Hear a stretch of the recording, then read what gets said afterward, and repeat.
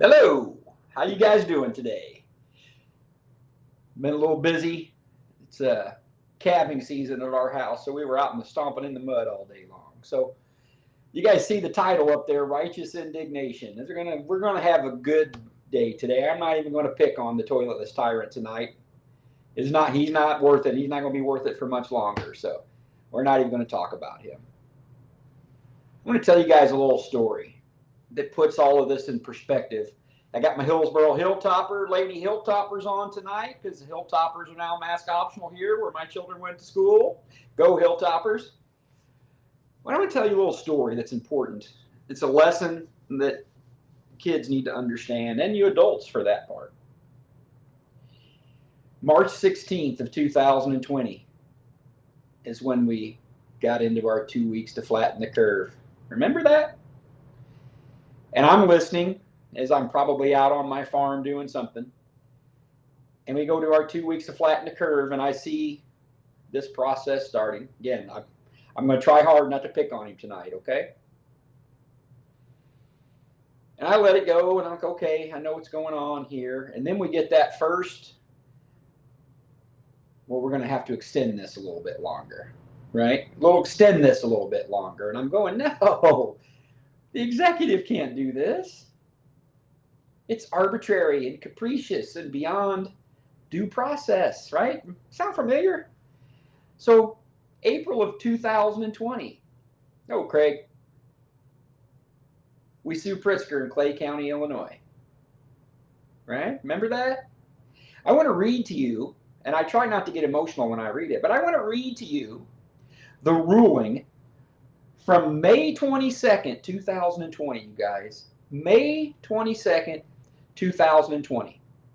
This was a ruling out of the Clay County Court. Listen close.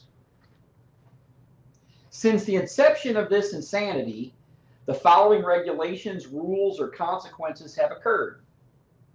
I won't get COVID if I get an abortion, but I will get COVID if I get a colonoscopy. Selling pot is essential, but selling goods and services at a family-owned business is not. Pot wasn't even legal, and pot dispensaries didn't even exist in this state until 5 months ago. And in that 5 months, they have become essential, but a family-owned business in existence for 5 generations is not. A family of 6 can pile in their car and drive to the Carlisle Lake without contracting COVID, but if they all get in the same boat, they will. We are told that kids rarely contract the virus and that sunlight kills it, but summer youth programs and sports programs are canceled. 4 people can drive to the golf course and not get COVID, but if they play in a foursome, they will. If I go to Walmart, I won't get COVID, but if I go to church, I will. Murderers are released from custody while small business owners are threatened with arrest if they have the audacity to attempt to feed their families. These are just a few examples of the rules, regulations, and consequences that are arbitrary, capricious, and completely devoid of anything remotely approaching common sense. State's attorneys in this state, county sheriffs, mayors, city councils, and county boards have openly and publicly defied these orders, followed by threats to withhold funding and revocation of necessary licenses and certifications unless they obey. Our economy is shut down because of a flu virus with a 98% plus survival rate. Doctors and experts say different things weekly. The defendant, which would have been the Honorable Governor, cites models in his opposition, the facts and science. The only thing the experts will agree on that all models are wrong and some are useful. The Center for Disease Control now says the virus is not easily spread on the surfaces. The defendant, J. Bob, in this case orders you to stay at home and pronounces that if you leave the state, you are putting people's lives in danger. But his family members travel to Florida and Wisconsin because he deems such travel essential. One initial rationale why the rules don't apply to him is that his family farm had animals that need fed. Governor Horse Farm. Try selling that argument to the farmers who have had to slaughter their herds because of the disruption in the supply chain. When laws do not apply to those who make them, people are not being governed, they are being ruled. Make no mistake, these executive orders are not laws. They are royal decrees. Illinois citizens are not being governed, they are being ruled. Here comes the end. The last time I checked, Illinois citizens are also Americans. And Americans don't get ruled. The last time a monarch tried to rule Americans, a shot was fired that was heard around the world. That day led to the birth of a nation, consensually governed based upon a document which ensures that on this day, in any American courtroom, gets me worked up. Tyrannical despotism will always lose, and liberty, freedom, and the Constitution will always win. That was in May of 2020. And what happened after that, you guys? What happened after that? Nothing happened after that. People sat in fear and let tyranny continue to run. I just read you an order. Sorry, I get emotional. It's almost 2 years ago. That said, guess what it said? Almost exactly what the Honorable Judge Griswold just said. And I'm going to read you something from hers. You ready?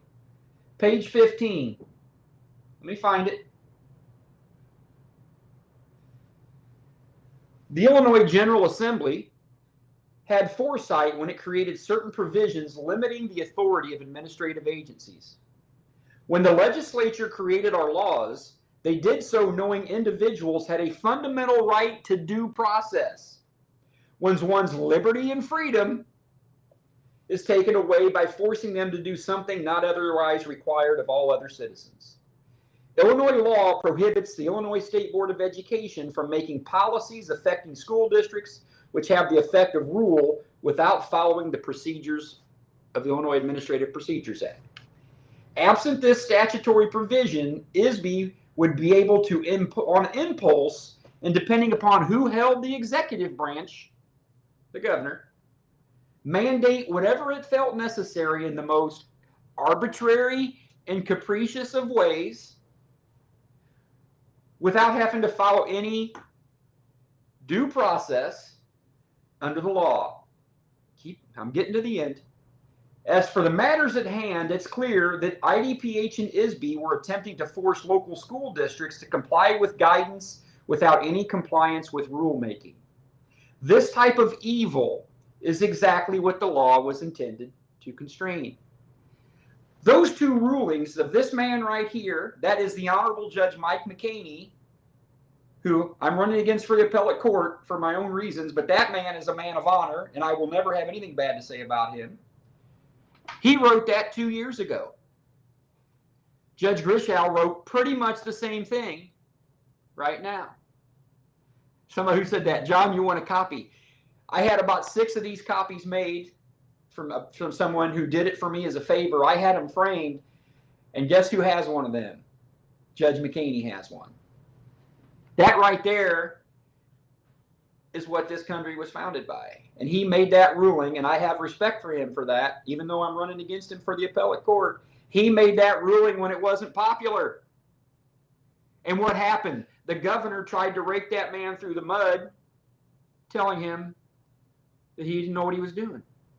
Now, ironically, I would say to you, and I say this with all due respect to Judge Griswold, this ruling that he entered, Judge Griswold in December of 2020 overturned it.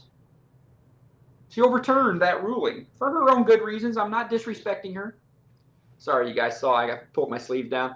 That's on the other hand. That says "We the People." Sorry, I don't want you guys to have to see Tattoo Tommy, as they like to try to call me. That's funny. She wrote the same, so she overturned this ruling. Then she entered the same thing. And I'm making a point to you.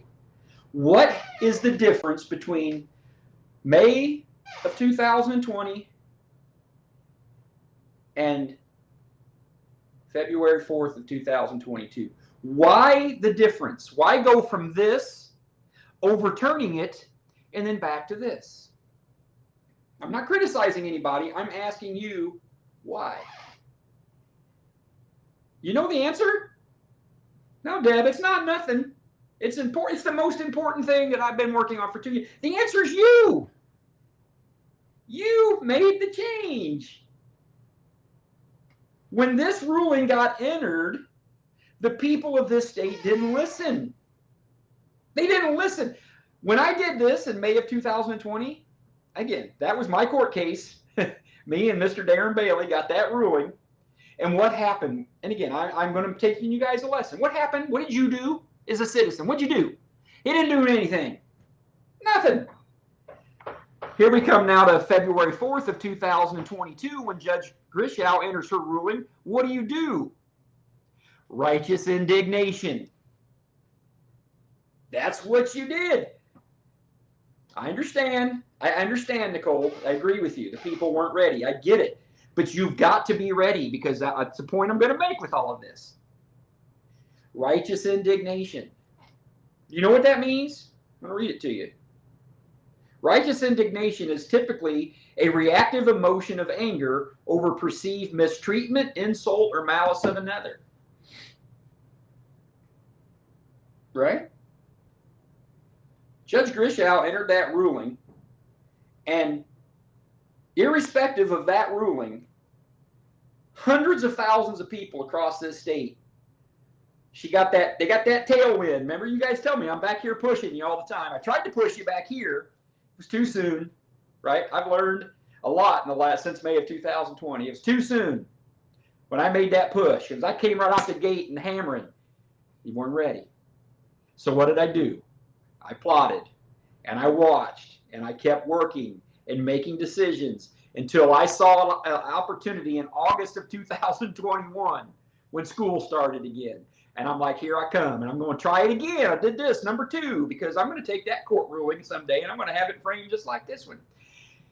And when I saw number 2 hit the press, I saw the difference that I needed to see, and that was all of you. I've been watching all week.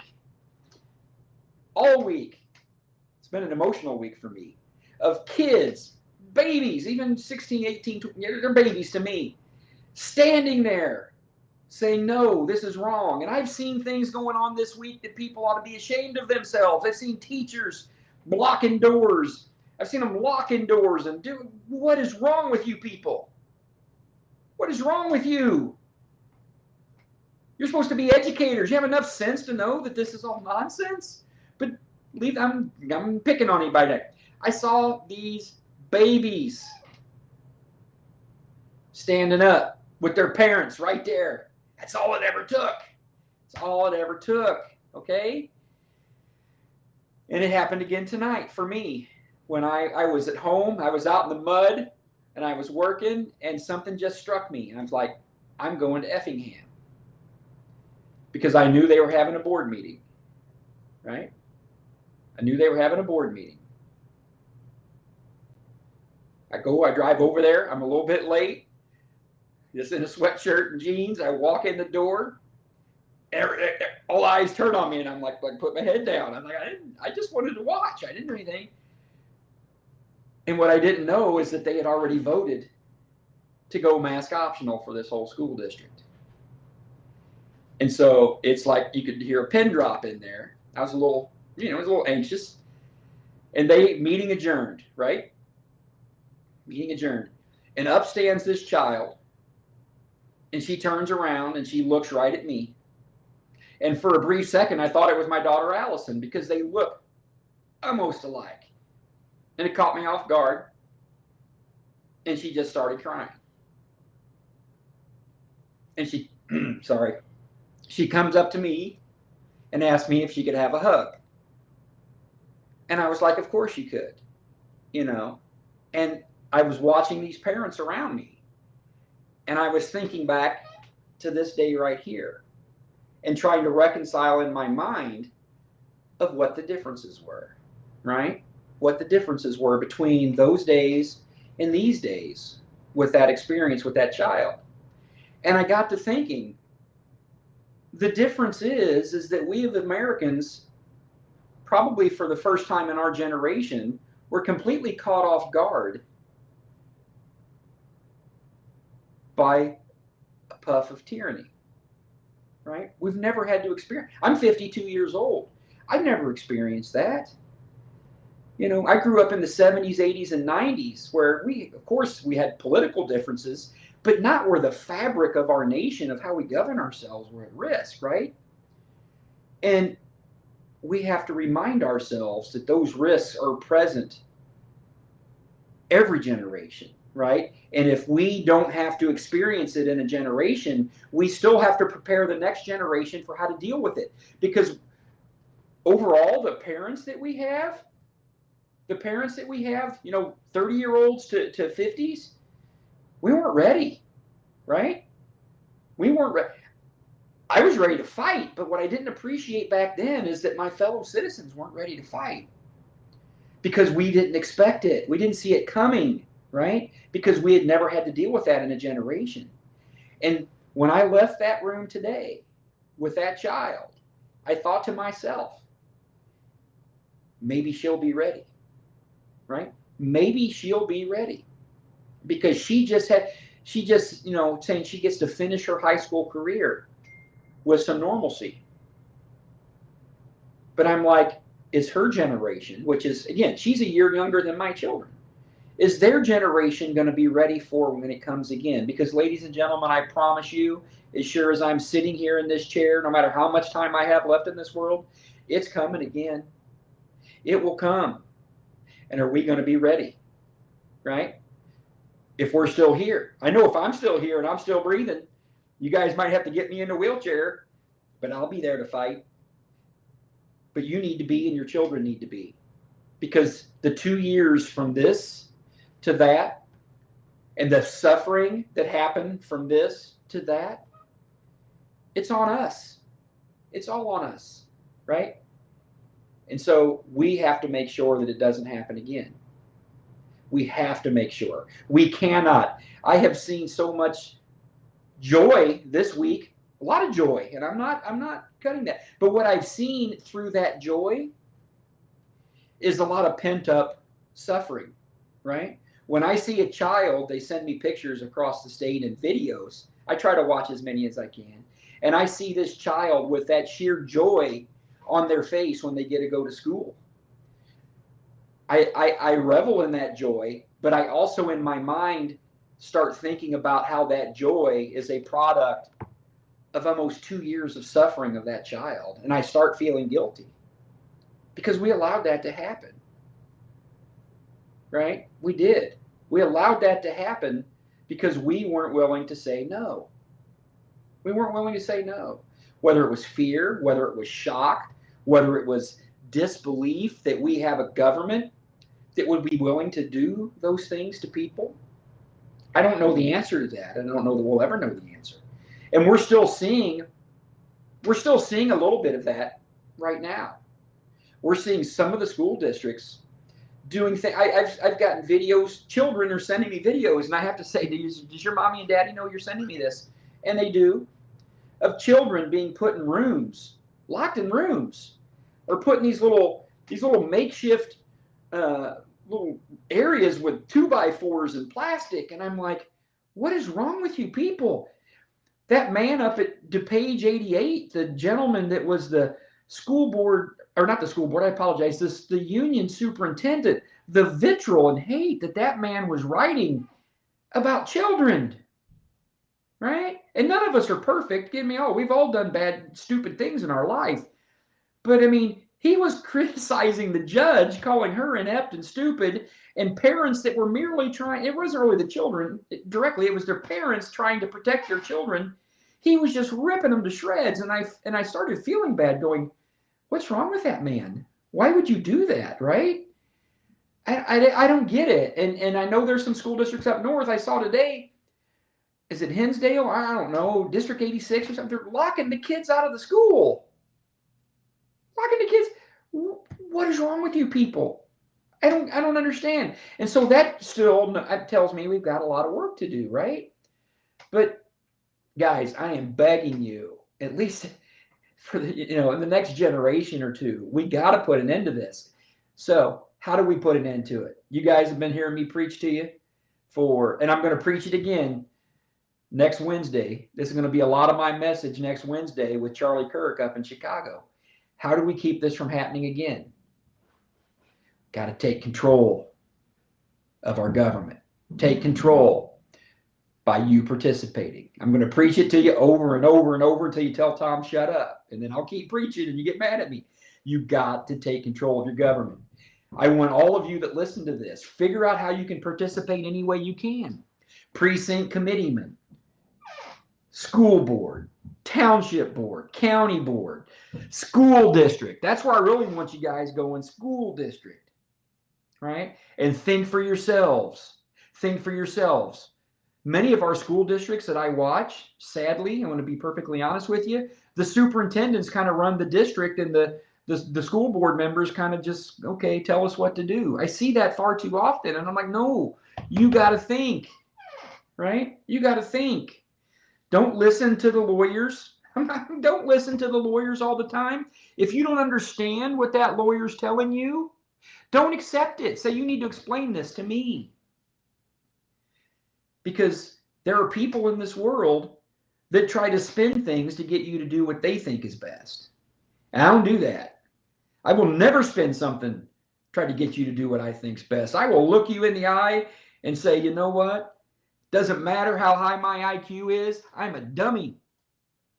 Because truly intelligent people that are truly smart, they know how stupid they are when it comes to how we manage things at this scale, right? Put me in a room with anybody. I don't care who they are, and I can keep up with them. But when it comes to figuring out how to lead this state and this nation, I don't have a damn idea. But I know who does. All of you. Pritzker doesn't think like that. I'm not picking on him. I'm just being honest. He doesn't think like that. That's why we don't need to elect people like that, you guys. They don't think like that. If you have politicians that are trying to get you to elect them, that want to explain to you all of the answers they have, you run from them as fast as you can. That's hard to believe, I know, but you've got to. You want those politicians that will look you in the eye like I am right now and say, I don't know. But we can figure it out together. That's what you want, right?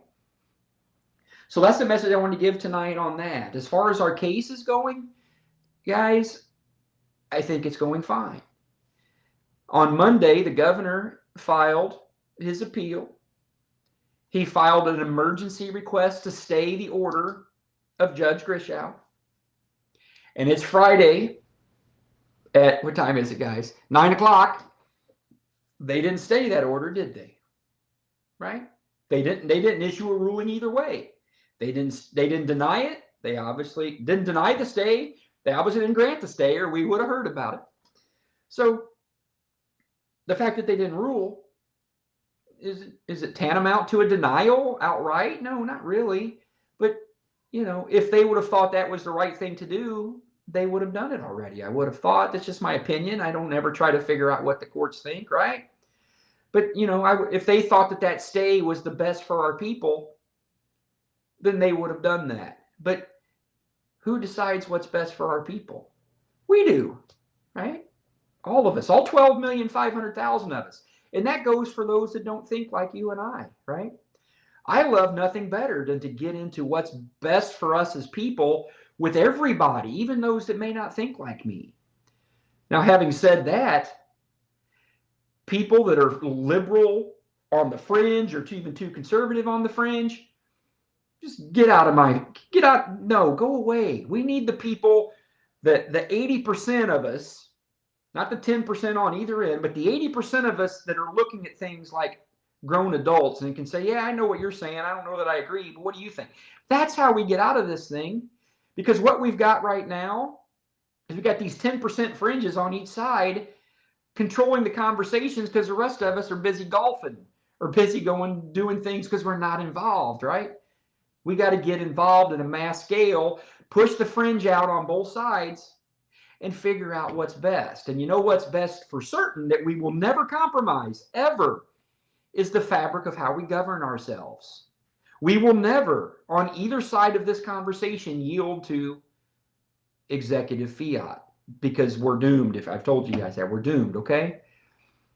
So we'll wait till next week. Like I said, right now we're at about 320. My buddy Kevin was on here, is keeping track of it. 320 to, there's some he probably can't get because he's one man. 320, 340 of school districts across this state that have went fully mask optional, no vaccination testing. And you know what a lot of them are telling me? They're not going back to mask required no matter what. So ask yourself that. What's the governor going to do if he gets an order out of the appellate court that would send it back for some reason, hypothetically? What are they going to do? Are they going to try? Is the Illinois State Board of Education, you guys, couldn't even get my 3 little school districts in Southern Illinois to have to put masks back on kids. What are they going to do with 300 of them? Nothing. So if something happens in this court ruling, again, I'm confident, but I never say what's going to happen. But if something happens, what do I need you to do? I need you to immediately go into your school board meetings and go to your school and make sure, you know what? We don't care. You're not switching back. We're not going to stand it. And if ISB comes calling for you, oh, here's your letter of probation, you fight. And again, I don't want to be in the middle of all those fights, but if I will, I will. But you get in, you tell your board, you get in there and fight. And if they need to know how to fight, I'll tell them how to fight. It's not that hard. ISB's not hard to beat. But that's what you need to do, okay? So next week, we're going to get a ruling. If it's in our favor, off to the races. If it's not, I'll explain why, and we'll deal with it. But most importantly, I don't want you to panic, okay? Do not panic. I need you to stay with me. And you go to your school board meetings, and you stay on them, and you take your children with them, and you teach your children. I'm going to leave you with this. You teach them, because I'm seeing you teaching them right now, because those babies need to learn. You teach them how to fight, and fight the right way. Not aggressive, not nasty, not disrespectful, not violent, never violent. You teach them how to fight. Because you know what? As long as we still have a country where we vote, we're in control. And your children need to learn that lesson, okay? Have a good night. I'll talk to you guys beginning of next week. If you don't have your tickets yet to come see Mr. Kirk and I in St. Charles, I don't know if there's any left. There's about 900 to 1,000. If not, I've heard he blasted on several million people on YouTube, because on Wednesday night in Chicago, I'm going to light the governor up. You guys have a good night. I love you.